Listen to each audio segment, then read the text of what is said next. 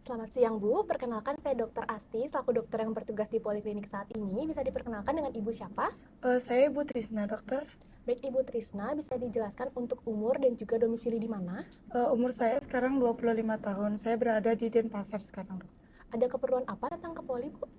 Sejauh ini tidak ada keluhan sih, dok. Oh baik, apakah ada yang bisa saya bantu? Kami sih ingin tahu posisi anak kami nanti, dokter. Oh ya, baik, berdasarkan permintaan Bapak, saya akan melakukan pemeriksaan Leopold ya.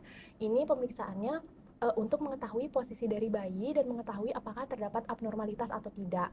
Di mana nanti mungkin akan terasa sedikit kurang nyaman ya Bu, karena saya akan meraba pada bagian perut Ibu dan juga akan meminta Ibu untuk melepaskan area pakaian bagian atas. Apakah Ibu bersedia? Oke, bersedia, dokter. Baik, karena Ibu bersedia, Ibu bisa menunggu di bed pemeriksaan sembari saya melakukan cuci tangan dan mempersiapkan alat ya Bu. Oke, terima kasih, dokter. Silakan.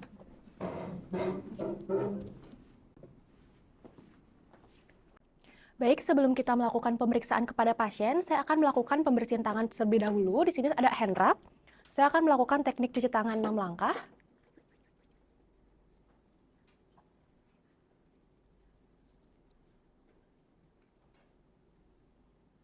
Baik, di sini tangan saya sudah bersih. Lalu saya akan memakai handscoon.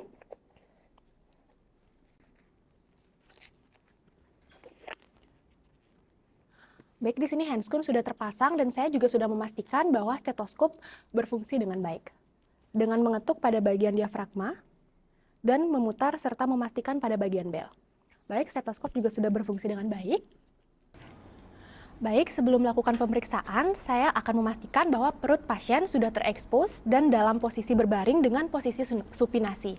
Di sini, saya juga sudah berada di sebelah kanan pasien, sudah mencuci tangan dan mengenakan handscoon, dan saya juga sudah menyiapkan alat, yaitu berupa meteran dan stetoskop. Baik, di sini saya akan melakukan pemeriksaan Leopold 1. Permisi ya Bu. Di sini saya akan melakukan perabaan pada bagian fundus uteri atau bagian perut atas dengan menggunakan 2 tangan. Di sini saya akan merasakan sensasi bulat keras untuk menandakan kepala, namun apabila terasa lembut maka menandakan bokong bayi. Baik Ibu, ini sudah selesai melakukan perabaan pada bagian fundus uteri Ibu. Pada bagian ini saya merasakan bagian bokong dari janinnya ya Ibu, karena teraba pada bagian yang kurang keras atau terasa sedikit lunak.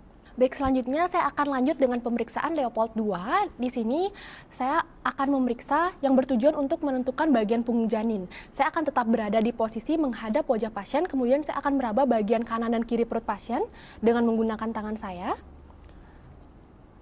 Selanjutnya dengan tangan saya akan menekan dan yang satunya meraba. Pada bagian kanan saya akan menekan dan satunya meraba, begitupun sebaliknya. Baik, pada perabaan apabila yang teraba bagian yang bentuknya kecil ataupun pasif, maka itu adalah bagian ekstremitas dari janin. Apabila yang teraba adalah bagian yang datar dan juga keras seperti papan, maka itu adalah bagian punggung janin. Baik Bu, yang teraba di sisi kanan dari perut Ibu adalah bagian ekstremitas ya Bu ya, karena bagian ini terasa kecil, berbenjol-benjol dan juga aktif bergerak.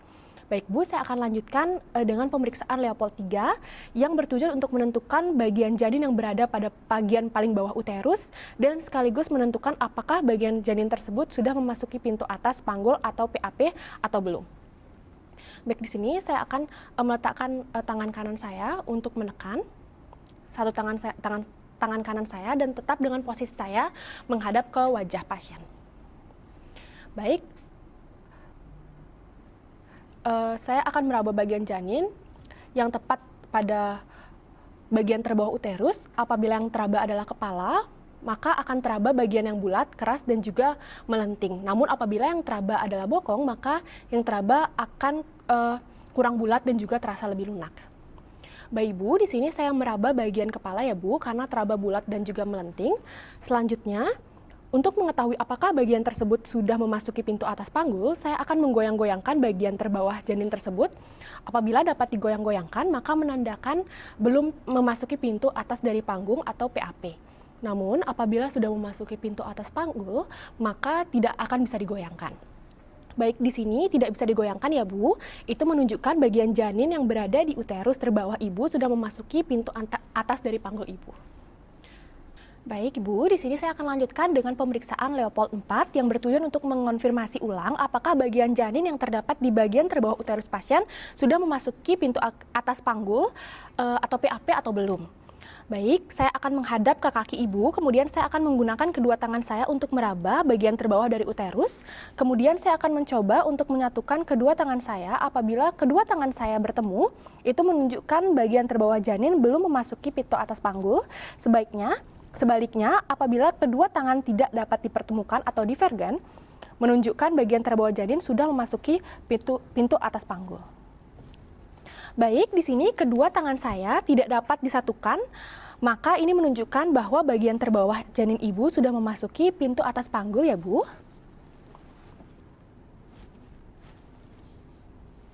Baik, setelah pemeriksaan selesai, saya akan melepaskan handscoon dan merapikan alat, serta melakukan cuci tangan 6 langkah.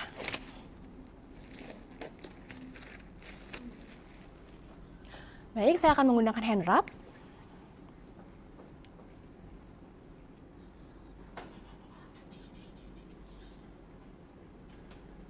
Baik, Ibu dan Bapak, berdasarkan hasil pemeriksaan, ada beberapa hal yang saya dapatkan, yakni yang pertama, bagian bokong bayi terdapat pada fundus uteri, bagian punggung bayi terdapat pada bagian kanan uterus, lalu bagian kepala bayi terdapat pada bagian terbawah dari uterus, serta bagian terbawah bayi sudah masuk ke pintu atas panggul. Dengan demikian, kandungan Ibu berada pada posisi yang normal ya, Bu.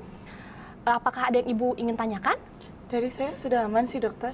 Baik, maka dari itu pemeriksaannya juga sudah selesai. Terima kasih ya Bu atas kedatangannya, semoga sehat selalu. Terima kasih banyak, dokter.